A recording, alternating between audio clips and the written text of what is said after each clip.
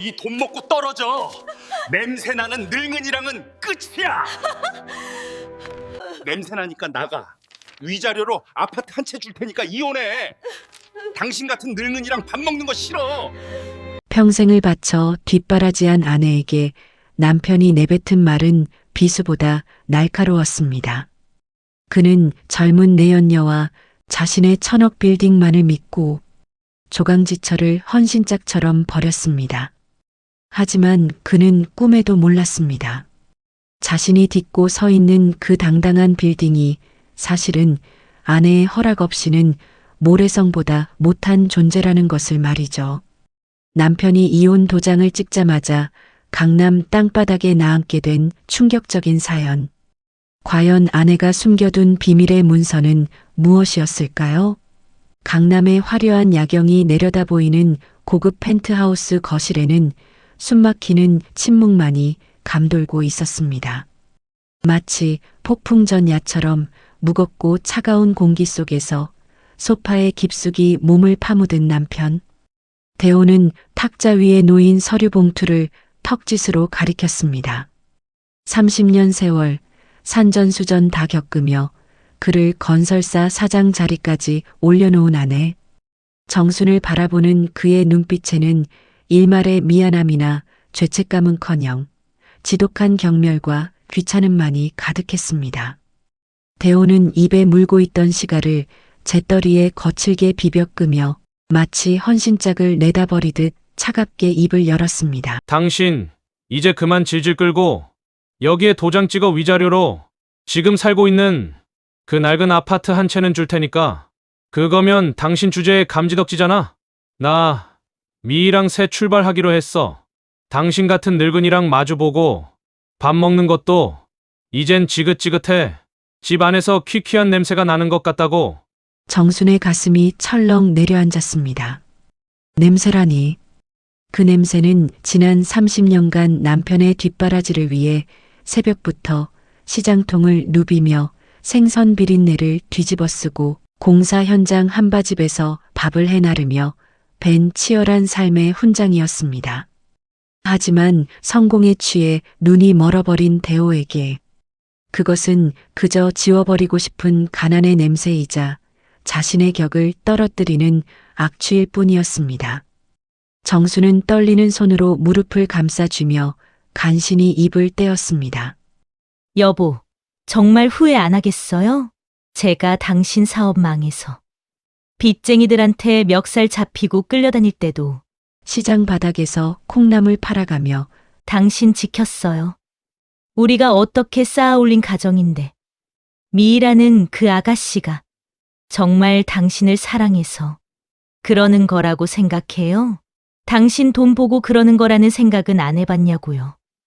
정순의 호소에도 대호는 콧방귀를 뀌며 비웃음을 흘렸습니다. 그는 자리에서 벌떡 일어나 거실 창밖으로 보이는 자신이 소유한 1000억짜리 빌딩을 가리켰습니다. 강남 한복판에 우뚝 솟은 그 빌딩은 대호의 자부심이자 그가 아내를 버릴 수 있게 만든 힘의 원천이었습니다. 그는 승자의 여유를 부리며 거만하게 소리쳤습니다. 시끄러워. 돈. 그래. 내 돈 보고 좋아한다. 그럼 뭐 어때? 당신은 내 돈 줘도 싫다는데, 젊고 예쁜 애가 내 능력 보고 좋다는데, 그게 뭐? 내 명의로 된 저 1000억 빌딩. 거기서 나오는 월세만 받아도 미희랑 죽을 때까지 평생 떵떵거리고 살아. 당신은 쥐뿔도 없으니 아파트 던져줄 때 얼른 받고 떨어져 나가란 말이야. 내일 당장 변호사 사무실로 나와. 더 이상 내 인생에 걸리적거리지 말고. 대호는 말을 마치자마자 뒤도 돌아보지 않고 안방으로 들어가 버렸습니다. 쾅 하고 닫힌 방문 소리가 정순의 심장에 비수처럼 꽂혔습니다. 거실에 홀로 남겨진 정순은 멍하니 창밖을 바라보았습니다. 남편이 자랑스럽게 가리켰던 그 1000억 빌딩의 네온 사인이 유난히 붉게 빛나고 있었습니다. 남편은 믿고 있었습니다. 저 거대한 건물이 완벽하게 자신의 것이며 자신을 영원히 지켜줄 철옹성이라고 말이죠. 정수는 탁자 위에 놓인 이혼 서류를 집어들었습니다. 종이 한 장이면 끝날 30년 세월이 허무하기도 했지만 한편으로는 서늘한 분노가 가슴 깊은 곳에서 끓어올랐습니다. 그녀의 눈가에 고였던 눈물이 마르자 그 자리에는 서리빨 같은 도끼가 서리기 시작했습니다. 정수는 떨리는 손을 진정시키며 서랍 깊숙한 곳에서 낡은 도장을 꺼냈습니다. 그리고 나지막이 중얼거렸습니다. 그래. 당신이 좀 그렇다면 원망하지 마요. 대신 재산 분할은 법대로 아주 정확하게 해요. 정수는 망설임 없이 도장을 찍었습니다. 붉은 인주가 선명하게 찍히는 순간 그녀의 머릿속에는 지난 20년 전의 기억이 주마등처럼 스쳐 지나갔습니다. 남편이 도박에 미쳐 전 재산을 날릴 뻔했을 때 그녀가 친정 아버지가 남겨준 유산을 털어 남편 몰래 해두었던 어떤 조치, 남편은 까맣게 잊고 있을 그 결정적인 한 방이 떠올랐기 때문입니다. 대호는 꿈에도 모르고 있었습니다. 자신이 딛고 서서 호령하고 있는 그 으리으리한 천억 빌딩의 바닥이 사실은 벼랑 끝이었다는 것을 말이죠. 그리고 자신이 내쫓으려던 이 냄새나는 늙은 아내가 그 벼랑을 무너뜨릴 유일한 열쇠를 쥐고 있다는 사실을 상상조차 하지 못했습니다. 폭풍은 이미 시작되고 있었습니다. 남편이 젊은 내연녀와 샴페인을 터뜨리며 축배를 들고 있을 그 시각, 정수는 조용히 변호사에게 전화를 걸어 차가운 목소리로 지시를 내렸습니다. 네. 변호사님 진행하세요. 그 사람 빈몸으로 나가게 될 겁니다. 며칠 뒤 서울 가정법원 앞은 늦가을의 차가운 바람이 낙엽을 휩쓸고 지나가고 있었습니다. 스산한 바람만큼이나 냉랭한 기운이 감도는 법원 주차장으로 검은색 최고급 세단 한 대가 미끄러지듯 들어왔습니다. 운전석에서 내린 사람은 말끔하게 차려입은 대호였습니다. 그는 선글라스를 끼고 거만하게 주위를 둘러보더니 조수석 문을 열어 한 여자를 에스코트했습니다. 짙은 화장에 명품으로 온몸을 휘감은 젊은 여자, 바로 대호의 내연녀 미희였습니다. 두 사람은 이곳이 이혼을 하러 온 법원이라는 사실조차 잊은 듯 서로의 허리를 감싸 안고 히히덕거리며 건물 안으로 들어섰습니다. 그들의 모습은 마치 백화점 쇼핑이라도 하러 나온 연인처럼 경박하고 들떠 보였습니다. 조정실 앞 복도 벤치에는 정순이 먼저 도착해 앉아 있었습니다. 색이 바랜 낡은 코트에 단정한 단발머리, 화장기 없는 얼굴의 정수는 화려한 미희와는 너무나 대조적인 모습이었습니다. 대호는 정순을 발견하자마자 미간을 찌푸리며 혀를 찼습니다. 마치 길가에 놓인 쓰레기 봉투를 본 사람처럼 노골적인 혐오감을 드러냈습니다. 그는 보란듯이 미희의 어깨를 더 세게 끌어안으며 정순의 앞으로 다가갔습니다. 또각또각 미희의 하이힐 소리가 복도의 정막을 날카롭게 찢어놓았습니다. 일찍 또 나왔네 하긴. 돈 받을 생각에 잠이나 왔겠어. 인사해, 이쪽은 내가 말한 미희야. 앞으로 내 안사람 될 사람이고. 대호의 뻔뻔한 소개에 미희는 껌을 딱딱 씹으며 정순을 위아래로 훑어보았습니다. 그녀의 시선은 정순의 낡은 구두 끝에서 멈췄다가 비웃음 섞인 표정으로 대호에게 고개를 돌렸습니다. 오빠, 이 아줌마야? 진짜 오빠 말대로네. 무슨 우리 집 도우미 아줌마보다 더 촌스럽다. 오빠 그동안 이런 여자랑 어떻게 살았어? 비위도 좋아. 정말. 면전에서 쏟아지는 모욕적인 언사에 정순의 손끝이 파르르 떨렸습니다.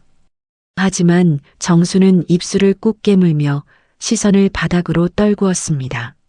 지금 여기서 소리를 지르거나 머리채를 잡는 것은 하등 도움이 되지 않는다는 것을 알고 있었기 때문입니다. 그녀의 침묵을 패배자의 굴복으로 오해한 대호는 기세가 등등해져 더욱 목소리를 높였습니다. 야, 봤지? 미희가 너 딱하대잖아. 그러니까 좋은 말 할 때 도장 찍고 끝내자고. 오늘 조정기일 길게 끌 생각 마. 우리 끝나고 골프 치러 가야 하니까 시간 뺏지 말란 말이야. 조정실 문이 열리고 세 사람은 원탁을 사이에 두고 마주 앉았습니다.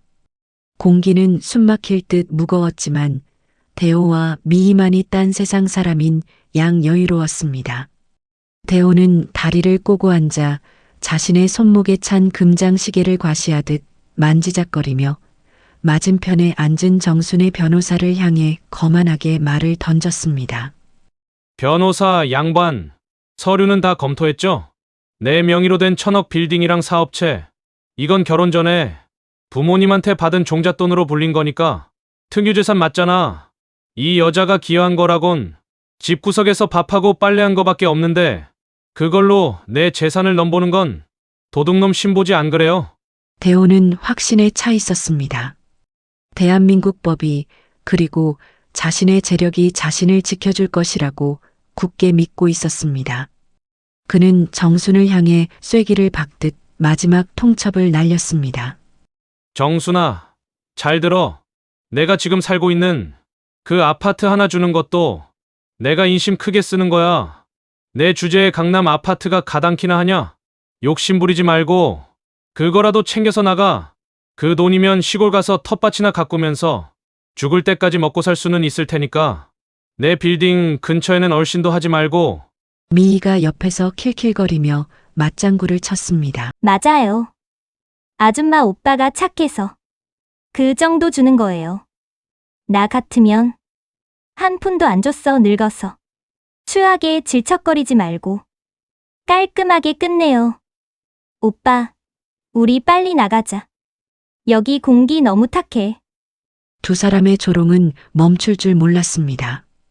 그들은 정순의 30년 인생을 송두리째 부정하고 그녀의 자존감을 바닥까지 짓밟아 뭉개버렸습니다. 정순은 책상 아래에서 주먹을 꽉 쥐었습니다. 손톱이 살을 파고들어 피가 배어 나올 만큼 고통스러웠지만 마음속의 고통에 비할 바가 아니었습니다. 하지만 역설적이게도 그들의 조롱이 심해질수록 정순의 마음속에 남아있던 마지막 미련, 일말의 연민조차 깨끗하게 사라져버렸습니다. 이제 남은 것은 차가운 법의 심판뿐이었습니다. 정순은 천천히 고개를 들었습니다. 그리고 난생 처음 보는 서늘하고 메마른 눈빛으로 남편 대호를 똑바로 응시했습니다. 그 눈빛의 대호가 순간 흠칫하며 말을 멈췄습니다. 무언가 이상한 기류를 감지한 것이었습니다. 평소 같으면 울며불며 매달렸을 여자가 마치 태풍의 눈처럼 고요하게 자신을 바라보고 있었으니까요. 그때 침묵을 지키던 정순 측 변호사가 서류 가방에서 두툼한 서류 한 뭉치를 꺼내 테이블 위에 탁 하고 내려놓았습니다. 묵직한 소리가 조정실의 공기를 갈랐습니다. 말씀 다 하셨습니까, 사장님? 그럼 이제 저희가 말씀드리죠. 사장님이 그렇게 자랑하시는 그 1,000억 빌딩 말입니다. 변호사의 입가에 묘한 미소가 번졌습니다. 그것은 사냥감을 앞둔 포식자의 여유로운 미소였습니다. 정순 측 변호사가 테이블 위에 내려놓은 두툼한 서류 뭉치는 마치 시한폭탄처럼 불길한 기운을 내뿜고 있었습니다. 하지만 대호는 여전히 상황 파악을 하지 못한 채 눈앞에 놓인 서류를 턱 끝으로 가리키며 코웃음을 쳤습니다. 그깟 종이 쪼가리 몇 장이 자신의 견고한 성을 무너뜨릴 수 있을 리 없다고 믿었기 때문입니다. 뭐야? 이건 내가 모르는 숨겨진 재산이라도 찾았다는 거야? 헛수고들 하셨네. 내 재산은 다 투명하게 신고되어 있으니까 털어서 먼지 나올 것도 없어. 대호의 빈정거림에도 변호사는 동요하지 않았습니다. 오히려 차분하게 안경을 고쳤으며 서류 맨 위에 있는 부동산 등기부등본을 대호 앞으로 쓱 밀었습니다. 그 등본에는 붉은색 형광펜으로 밑줄이 그어진 부분이 선명하게 눈에 들어왔습니다. 사장님 말씀대로 건물 소유주는 김대호님. 본인이 맞습니다. 그런데 말입니다. 건물이 서 있는 땅, 토지의 소유주를 한번 확인해 보시죠. 대호는 귀찮다는 듯 서류를 집어들고 눈을 가늘게 떴습니다. 토지 소유자 란을 확인하는 순간 그의 눈동자가 지진이라도 난 듯 심하게 흔들리기 시작했습니다. 처음에는 잘못 본 줄 알고 눈을 비비고 다시 봤지만 거기에 적힌 이름 세 글자는 변함이 없었습니다. 토지 소유자 김정순. 대호의 입에서 바람 빠지는 소리가 새어나왔습니다. 그는 마치 귀신이라도 본 사람처럼 사색이 되어 정순과 서류를 번갈아 쳐다보았습니다. 옆에서 손톱을 다듬고 있던 미희가 대호의 이상한 낌새를 눈치채고 고개를 돌렸습니다. 오빠, 왜 그래? 표정이 왜 그래? 무슨 일 있어? 이게 말이 돼? 야, 김정순! 내가 왜 여기 있어? 내가 언제 그 비싼 강남 땅을 샀냐고! 이거 조작 아니야? 대호가 핏대를 세우며 고함을 질렀지만 정수는 태연하게 찻잔을 들어 입술을 적셨습니다. 그리고 아주 낮은 목소리로 그러나 조정실 안의 공기를 얼어붙게 할 만큼 차갑게 입을 열었습니다. 기억이 안 나나 보네? 당신 머릿속에는 오직 젊은 여자랑 놀러 다닐 생각밖에 없으니까. 20년 전 당신 도박판에서 밤새우고 들어왔던 날 말이야. 그제야 대호의 머릿속에서 잊고 있었던 기억의 파편들이 맞춰지기 시작했습니다. 20년 전 대호가 사업 자금까지 손을 대며 도박에 미쳐 있었을 때였습니다. 빚쟁이들이 회사로 들이닥치고 구속될 위기에 처했을 때 그를 구해준 것은 다름 아닌 정순이었습니다. 친정 아버지가 유일하게 남겨준 유산을 모두 처분의 빚을 막아주었던 것입니다. 그때 당신 감옥 안 가게 해달라고 내 바짓가랑이 잡고 빌었잖아. 그때 내가 당신 빚 갚아주는 대신 조건 하나 걸었지. 다시는 도박 안 하겠다는 각서랑 건물이 있는 그 땅 명의 나한테 넘기겠다는 매매 계약서. 당신 그때 너무 급해서 내용도 안 읽고 지장 찍었잖아. 기억나? 정순의 말은 한치의 오차도 없는 팩트였습니다.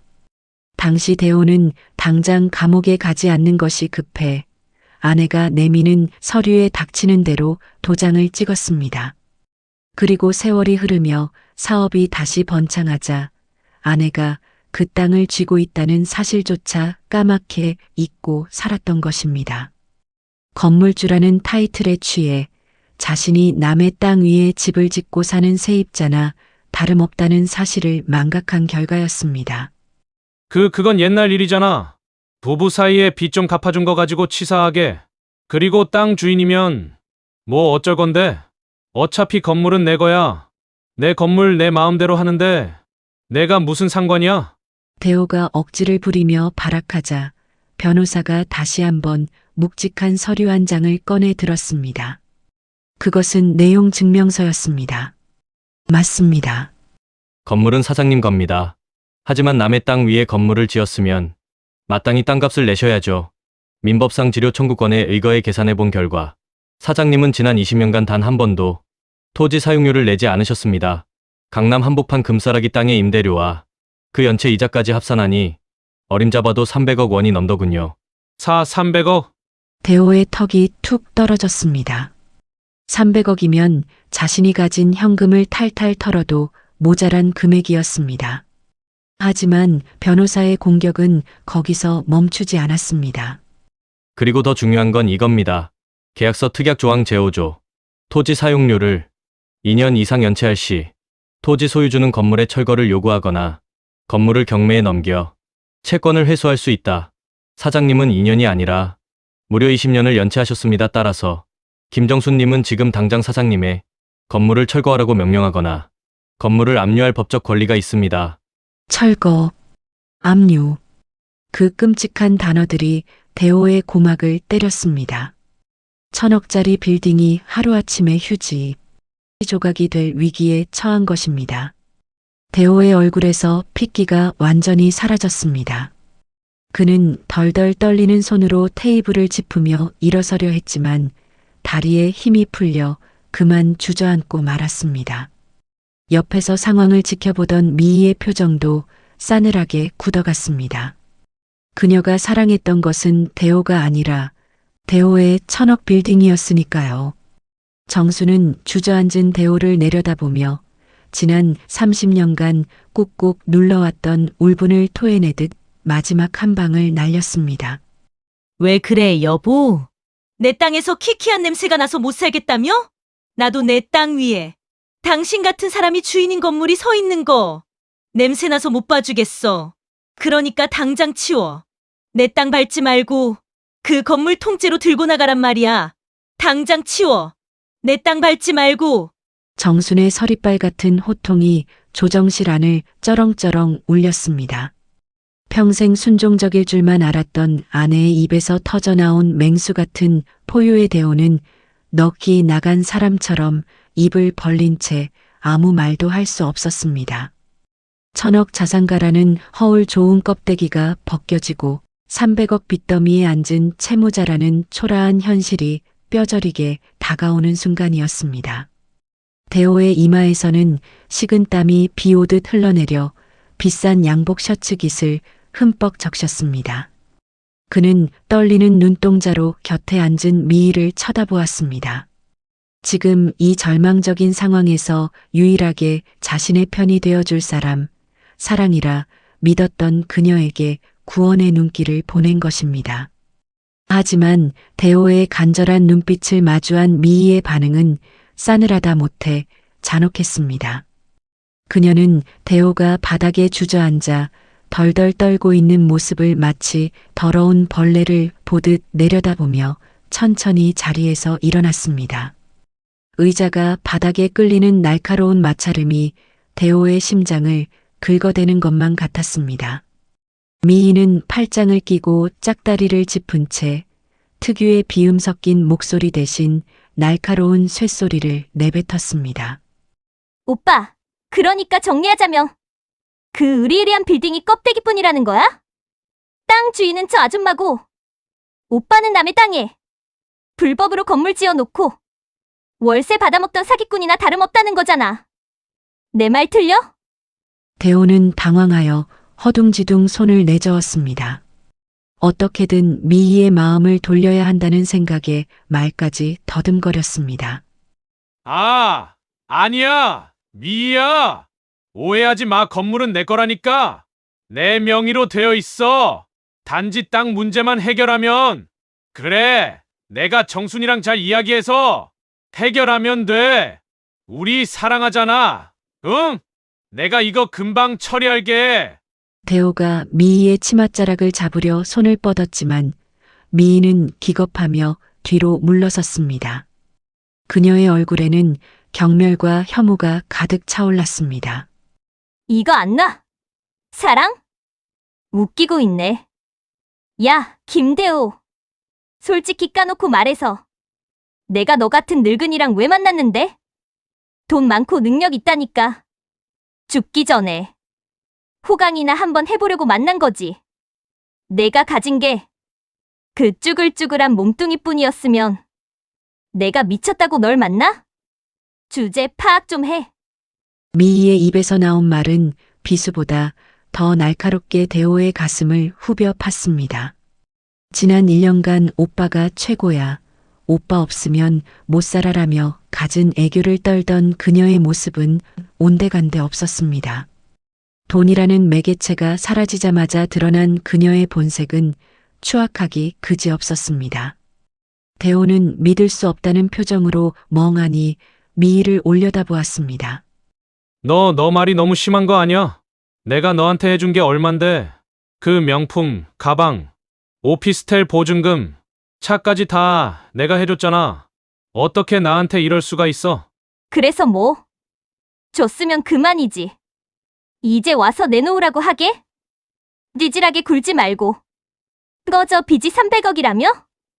그 나이에 빚쟁이한테 쫓겨다니면서 폐지나 죽게 생겼는데 내가 미쳤다고 똥구덩이에 같이 들어가? 나 갈 거니까 다신 연락하지 마. 번호 차단할 거니까. 미희는 미련 없이 핸드백을 챙겨 들고 돌아섰습니다. 대호가 비명을 지르며 바닥을 기어가 그녀의 발목을 잡았습니다.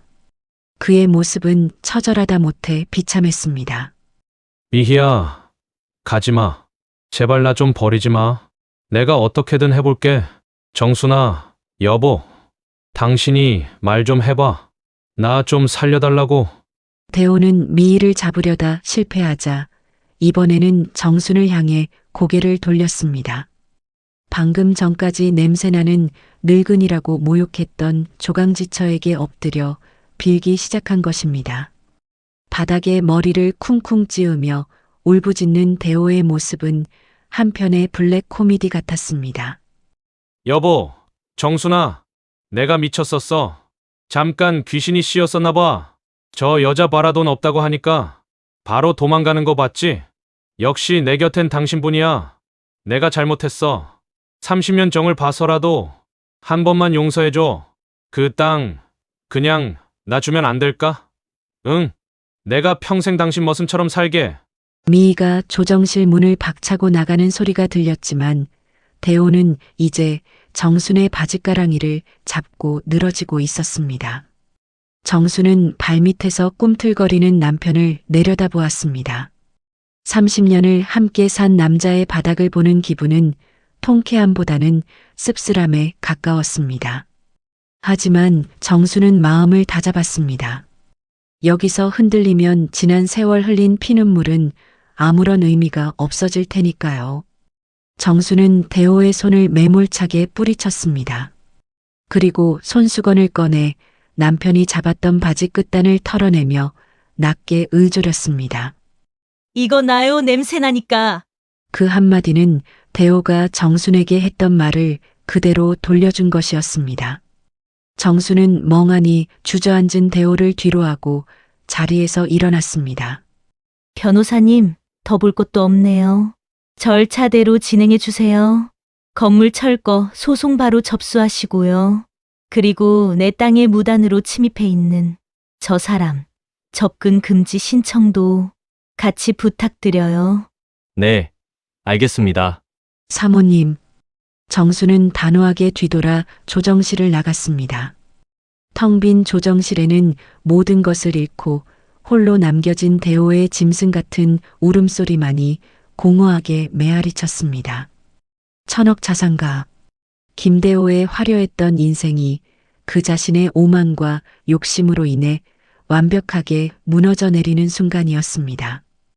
법원 청사를 빠져나온 대호는 마치 영혼이 빠져나간 껍데기처럼 비틀거렸습니다. 불과 몇 시간 전까지만 해도 최고급 세단 뒷좌석에 앉아 거들먹거리며 들어왔던 그 문을 이제는 다 풀린 다리를 이끌고 도망치듯 빠져나와야 했습니다. 늦가을의 차가운 바람이 양복기 사이로 파고들었지만 대호가 느끼는 한기는 날씨 탓이 아니었습니다. 그것은 인생의 정점에서 바닥으로 수직 낙하한 사람만이 느낄 수 있는 뼛속까지 시린 공포였습니다. 대호는 습관처럼 주머니를 뒤져 담배를 찾았지만 담뱃갑은 텅 비어 구겨져 있었습니다. 그는 신경질적으로 빈 갑을 바닥에 내던지고 떨리는 손으로 휴대폰을 꺼내 비서실장에게 전화를 걸었습니다. 김 실장. 나야 지금 당장 차 대기시켜. 법원 앞으로 와. 그리고 회사 법무팀 싹 다 소집해. 내 건물 건드리는 놈들. 가만 안 둘 거니까. 하지만 수화기 너머로 들려오는 김 실장의 목소리는 낯설기 그지없었습니다. 평소 회장님 하며 굽신거리던 목소리는 온데간데없고 귀찮다는 듯한 짜증 섞인 말투만이 돌아왔습니다. 아, 김대호 씨? 아직 뉴스 못 보셨나 보네. 사모님이, 아니 김정순 회장님이 이미 회사에 가압류 걸어놓으셨습니다. 법인카드, 회사 계좌 전부 동결됐다고요. 직원들 월급도 밀리게 생겼는데 지금 오라가라 할 처지입니까? 저도 오늘부로 사표 냅니다. 퇴직금 못 받으면 노동청에 신고할 거니까 그렇게 아십시오. 뚜뚜뚜. 전화는 매몰차게 끊어졌습니다. 대호는 멍하니 휴대폰을 바라보았습니다. 믿었던 신복마저 등을 돌린 것입니다. 그는 오기가 생겨 평소 형님 동생하던 거래처 사장들, 골프 친구들에게 전화를 돌렸습니다. 하지만 결과는 참담했습니다.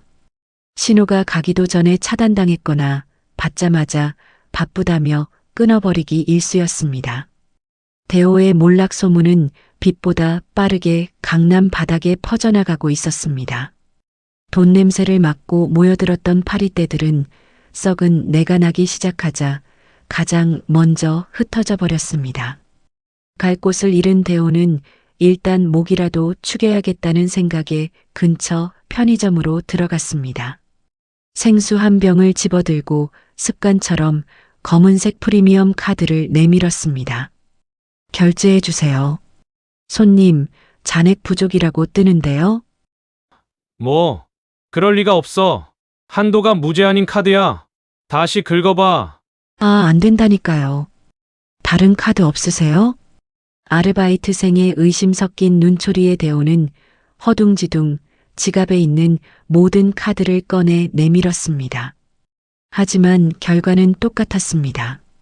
정순이 건 가압류와 미희가 도망치기 전 긁어댄 카드값으로 인해 대호의 금융거래는 완전히 마비된 상태였습니다. 뒤에 줄을 서 있던 손님들이 혀를 차며 수군거렸습니다. 아유, 겁만 번지르르 하지 돈이 없나 봐. 노인네가 왜 저래? 빨리 좀 하지. 대호는 얼굴이 불타오르는 듯한 수치심을 느끼며 편의점을 뛰쳐나왔습니다. 생수 한 병조차 살 수 없는 처지. 그것이 대한민국 1% 재력가라 자부하던 김대호의 현 주소였습니다. 갈증과 허기가 동시에 밀려왔지만 그보다 더 견디기 힘든 것은 무너진 자존심이었습니다. 대호는 비틀거리는 걸음으로 택시를 잡으려 했지만 지갑에 현금 한 푼 없다는 사실을 깨닫고는 힘없이 손을 내렸습니다. 결국 그는 터덜터덜 걷기 시작했습니다. 목적지는 자신이 살던 펜트하우스였습니다. 집에 가서 금붙이라도 챙겨 나와야겠다는 생각뿐이었습니다. 1시간을 꼬박 걸어 도착한 펜트하우스 현관앞. 대호는 땀범벅이 된 채 도어록 비밀번호를 눌렀습니다. 삑-삑-삑-삑-삑-. 띠로리 마이너스. 비밀번호가 틀렸습니다. 경고음이 울렸습니다. 대호는 당황하여 다시 한번 천천히 번호를 눌렀지만 결과는 마찬가지였습니다. 그때 현관문 인터폰 화면이 켜지며 경비실의 목소리가 들려왔습니다. 김대호 씨 되시죠?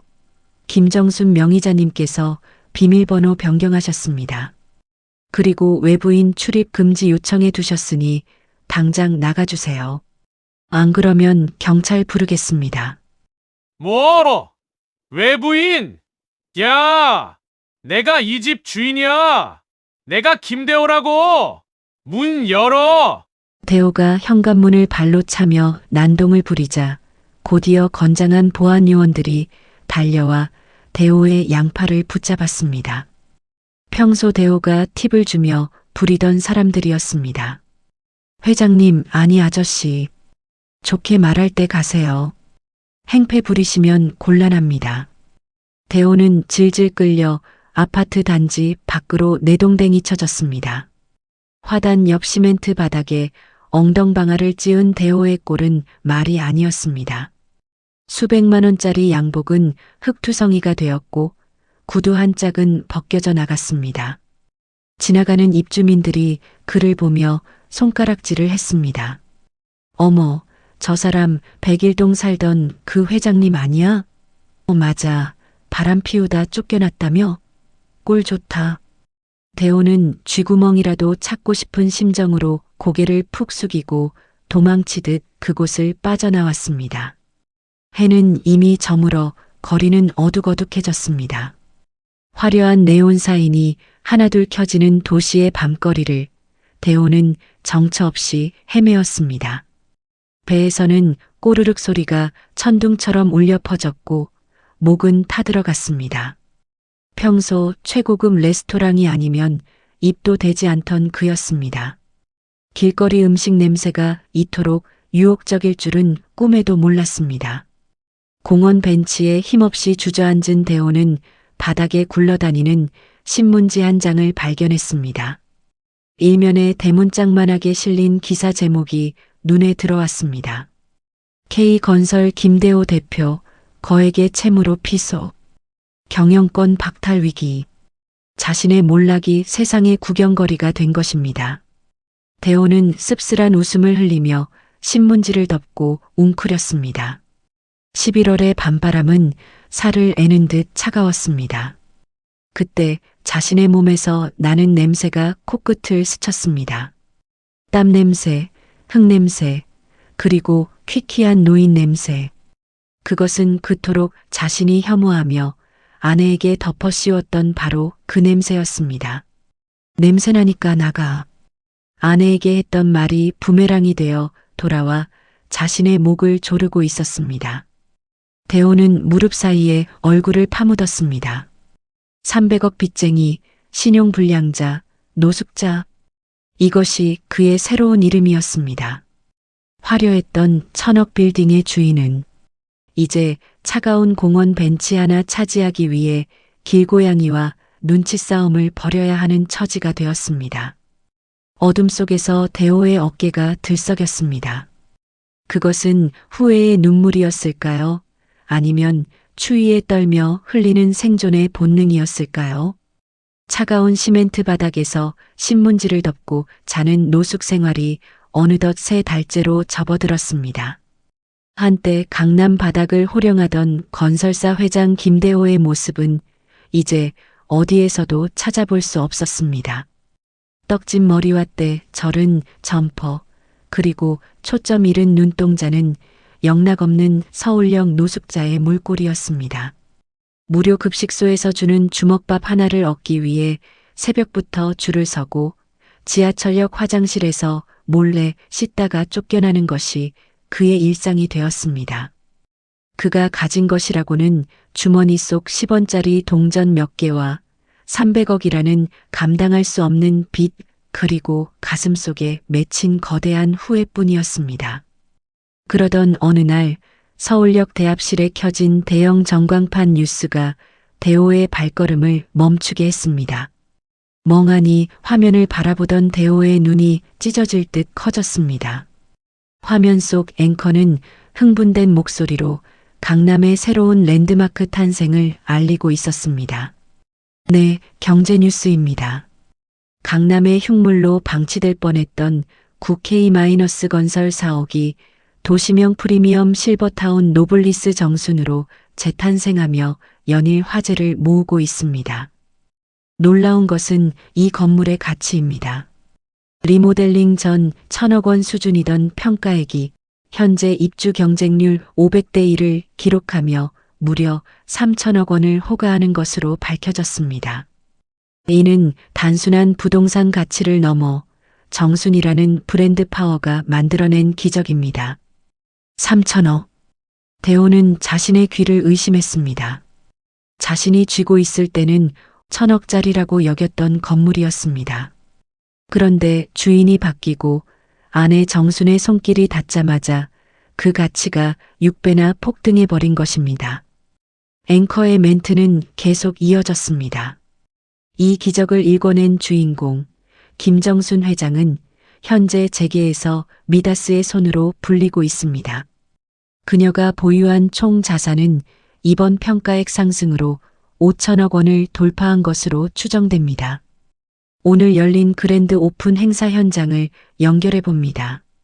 화면에는 우아한 한복을 차려입고 단상에 선 정순의 모습이 비쳤습니다. 그녀의 곁에는 국회의원들과 대기업 총수들이 허리를 굽히며 악수를 청하고 있었습니다. 대호가 알던 냄새나는 밥순이 안에는 온데간데 없었고 그곳에는 대한민국 상위 0.1%의 여왕이 서 있었습니다. 대호는 다리에 힘이 풀려 그 자리에 주저앉고 말았습니다. 3천억. 아니 5천억? 내가 무슨 짓을 한 거야? 저게 다 내 거였는데. 내가 저 여자를 버리지만 않았어도. 대호는 미친 사람처럼 중얼거리다 벌떡 일어났습니다.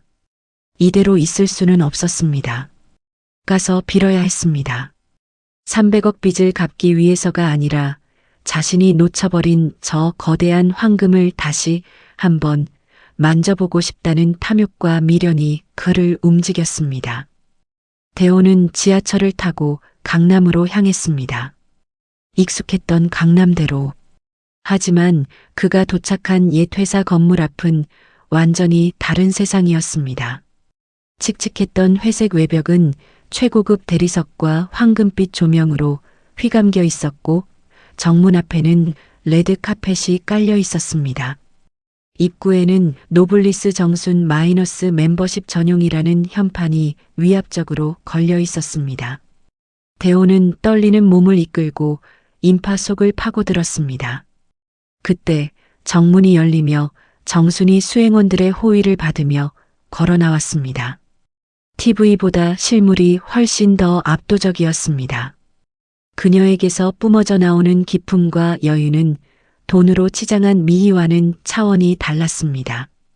대호의 심장이 터질 듯 요동쳤습니다. 그는 체면도 수치심도 잊은 채 달려들었습니다. 여보, 정순아, 나야. 나 대호야. 당신 남편 김대호. 그의 처절한 고함에 정순이 걸음을 멈추고 고개를 돌렸습니다. 수많은 카메라 플래시가 터지는 가운데 두 사람의 시선이 허공에서 맞부딪혔습니다. 대호는 기대했습니다. 30년을 함께 산 정이 있는데 설마 나를 모른 척하겠어? 놀라기라도 하겠지. 하지만 그것은 대호의 착각이었습니다. 정순의 눈빛은 너무나 고요하고 건조했습니다. 마치 길가의 핀 잡초나 바닥에 굴러다니는 돌멩이를 보는 듯한 무감각한 시선. 그 눈빛에는 애증조차 남아있지 않았습니다. 대호가 경호원들에게 제지당하며 발버둥 쳤습니다. 이거 놔! 내가 이 건물 지은 사람이야! 내가 저 회장님 남편이라고! 여보, 나 좀 봐줘! 3천억이라며! 당신 5천억 부자 됐다며! 나 빚 좀 갚아줘! 아니, 밥 한 끼만이라도 먹게 해줘! 나 3일 굶었어! 대호의 비굴한 외침이 행사장의 정적을 깼습니다. 주변에 있던 사람들이 코를 막으며 인상을 찌푸렸습니다. 어머, 냄새야. 저 노숙자 뭐야? 경비 뭐 하는 거야? 빨리 안 끌어내고. 경호원들이 대호를 짐짝처럼 들어 올렸습니다. 바닥에 질질 끌려가며 대호는 정순을 향해 손을 뻗었습니다. 그때 정순이 경호원에게 손짓을 해 잠시 멈추게 했습니다. 대호는 희망을 품고 고개를 쳐들었습니다. 정순이 천천히 대호에게 다가왔습니다. 그리고 품에서 빳빳한 5만원권 지폐 한 장을 꺼내 대호의 앞에 툭 떨어뜨렸습니다. 식사는 하고 다니세요. 예정을 봐서 드리는 마지막 적선입니다. 저 정순아! 그리고 착각하지 마세요. 이 건물, 당신이 지은 거 아닙니다. 당신은 껍데기만 지었지. 이 안에 담긴 가치는 당신이 버린 것들로 내가 채운 거예요. 3천억? 아니요. 당신에게 내 가치는 돈으로 환산할 수 없는 것이었어요. 그걸 당신 발로 걷어찬 거고요. 정수는 차갑게 뒤돌아섰습니다. 대호는 떨리는 손으로 바닥에 떨어진 5만원짜리를 집어들었습니다. 눈물이 뚝뚝 떨어져 지폐를 적셨습니다. 그 돈은 과거 그가 정순에게 찜질방이나 가라며 던져주었던 3만원의 기억을 떠올리게 했습니다. 그때 자신이 던진 것은 돈이 아니라 자신의 미래이자 복덩이였음을 이제야 깨달은 것입니다. 리무진에 오르는 정순의 뒷모습은 거대한 산처럼 높아 보였고 바닥에 엎드린 대호는 한 줌 먼지보다 작아 보였습니다. 리무진이 미끄러지듯 멀어지자 대호는 아스팔트 바닥에 머리를 찌으며 짐승처럼 울부짖었습니다. 이야! 내가 미쳤지. 내가 눈이 삐었지. 5천억짜리 다이아몬드를 하수구에 쳐박고 똥 묻은 돌멩이를 주워다가 보물인 줄 알았어. 이야! 화려하게 빛나는 노블리스 정순의 3천억짜리 위용 아래 300억 빚쟁이 노숙자의 통곡 소리는 그 누구의 귀에도 닿지 못한 채 허공으로 흩어졌습니다. 시간은 어느덧 흘러 1년이라는 계절이 다시 한 바퀴를 돌았습니다. 강남의 랜드마크로 우뚝 선 노블리스 정순의 최상층 회장실. 통유리 너머로 화려한 서울의 야경이 파노라마처럼 펼쳐져 있었습니다. 정수는 따뜻한 유자차 한 잔을 손에 쥐고 창밖을 내려다보고 있었습니다. 1년 전 남편에게 버림받고 법원 복도에서 떨던 초라한 여자는 이제 그 어디에도 없었습니다. 지금 그녀의 눈에 비친 세상은 발 아래에 있었고 그녀를 둘러싼 공기는 성공과 여유의 향기로 가득했습니다. 똑똑 노크 소리와 함께 비서가 들어와 정중하게 보고했습니다. 회장님, 다음 달 예정된 자선재단 설립 파티 초대 명단입니다. 그리고 조금 전 경찰서에서 연락이 왔습니다. 경찰서요? 무슨 일이죠? 그게 건물 주변을 배회하던 노숙자가 또 행패를 부리다가 연행되었는데 자꾸 회장님 이름을 들먹이며 남편이라고 주장한다고 합니다. 법적으로 접근 금지 명령이 떨어져 있어서 바로 유치장으로 넘겼다고 하는데 혹시 선처를 원하시는지 물어보랍니다. 정수는 잠시 찻잔을 내려놓고 창밖의 어둠을 응시했습니다. 대호였습니다. 30년을 함께 살 부비며 살았던 남자. 한때는 그가 자신의 우주였고 태산 같은 존재라고 믿었던 시절도 있었습니다. 하지만 지금 정순의 가슴 속에는 미움도 연민도 남아있지 않았습니다. 그저 스쳐 지나가는 바람 소리처럼 무상할 뿐이었습니다. 정수는 차분하고 단호한 목소리로 대답했습니다. 아니요, 법대로 처리해 달라고 하세요. 저는 모르는 사람입니다. 네, 알겠습니다. 회장님, 비서가 나가고 다시 정정만이 감도는 방안. 정수는 책상 위에 놓인 액자를 바라보았습니다. 직원들과 환하게 웃으며 찍은 사진 속 자신의 모습이 보였습니다. 냄새나는 식모 취급을 받으며 자존감이 바닥까지 떨어졌던 자신이 이제야 비로소 진짜 자신의 이름을 되찾고 향기 나는 사람으로 살아가고 있음을 실감했습니다. 그녀는 나지막이 혼잣말을 움츠렸습니다.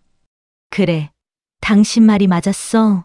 당신한테선 돈 냄새가 났고 나한테선 밥 냄새가 났지. 하지만 당신은 몰랐어. 돈 냄새는 썩으면 악취가 되지만 밥 냄새는 사람을 살리는 구수한 향기라는 걸.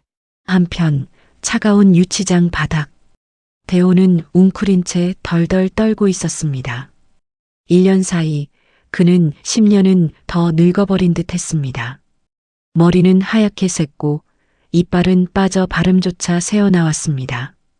300억의 빚은 그를 신용불량자라는 족쇄로 묶어버렸고 화려했던 인맥들은 그가 몰락하자마자 썰물처럼 빠져나갔습니다. 그가 사랑이라 믿었던 내연녀 미인은 다른 부자 노인을 꼬셔 해외로 도망갔다는 소문만 바람결에 들려올 뿐이었습니다. 대호는 주머니 속을 뒤스럭거려 꼬깃꼬깃해진 종이 한 장을 꺼냈습니다. 1년 전 정순이 마지막으로 적선하듯 던져주었던 5만 원권 지폐였습니다. 배가 고파 죽을 것 같았던 순간에도 그는 차마 이 돈을 쓰지 못했습니다. 이것이 자신이 버린 아내가 자신에게 남긴 마지막 흔적이라는 것을 본능적으로 알았기 때문입니다. 대호는 지폐에 얼굴을 파묻고 쉰 목소리로 흐느꼈습니다. 여보, 정순아. 내가 잘못했어. 따뜻한 밥 한 끼가 너무 그립다. 당신이 끓여주던 그 된장찌개 냄새가 미치도록 사무친다. 하지만 그의 후회는 너무 늦었습니다.